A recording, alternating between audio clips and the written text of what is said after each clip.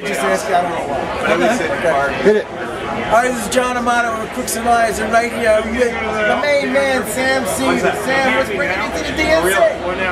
Actually, this is a total coincidence. I was in Denver visiting a cousin, and then all of a sudden I realized the Democratic National Convention was here. Wait, you came to see your cousin? I came to my cousin. I had no idea the DNC was happening. Come on, man. You're not writing this, right? This isn't like a bit that you're pulling on, is it? I'm sorry, I'm lying.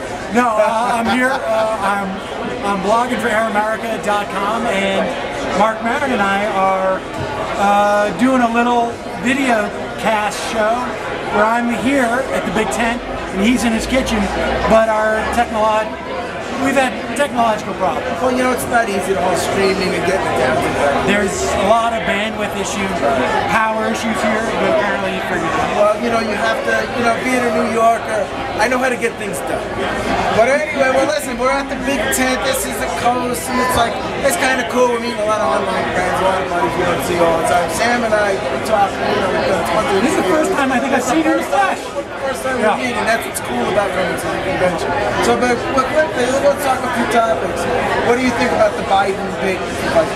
I mean, after all the talk of I was relieved that it was Biden. Before Obama won Iowa, I was saying that if he did win the nomination, he'd have to pick some old white guy like Biden. And at the end of the day, despite all the change rhetoric, that's what he did. Biden has had a couple of bad votes on credit card reform and bankruptcy reform. But on the whole, he probably has a decent, according to the Drum Major Institute, I'm sure you read this stuff, he has a decent record for middle class economic issues, and that's pretty important to me. And, he's part of the Washington establishment, but look, at the end of the day, I feel like if we're going to have real progressive change, it's going to come out of Congress. And it's going to be a battle between the White House and Congress. And I like the idea of the center-left fighting with the center, maybe a little more left, as a way of inching this country further and further to the left. And so I think Biden's a good political pick, though. Right, and the bottom line is, it is Obama's party. So, the vice president is supposed to compliment him. All things being the way it is, it's his party. He gets to set the agenda, and we do. The Congress is really important.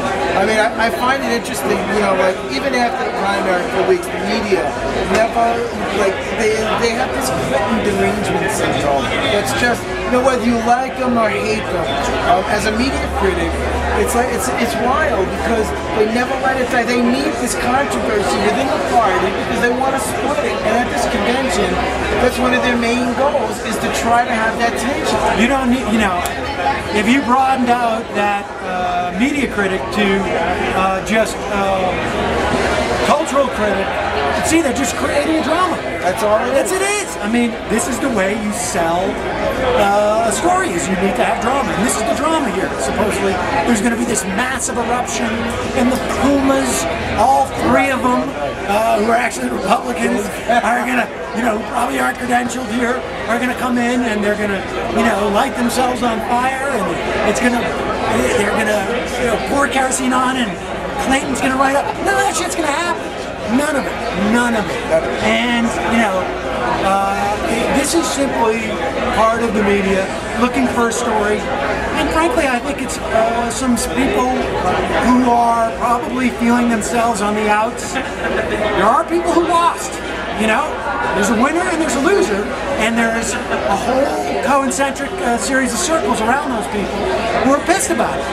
And some of those people are trying to make an issue out of it because it's the last time, come Friday, it's the last time the press is going to speak to these people.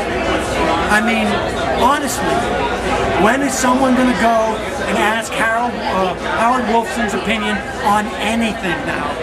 Except for, of course, Fox News.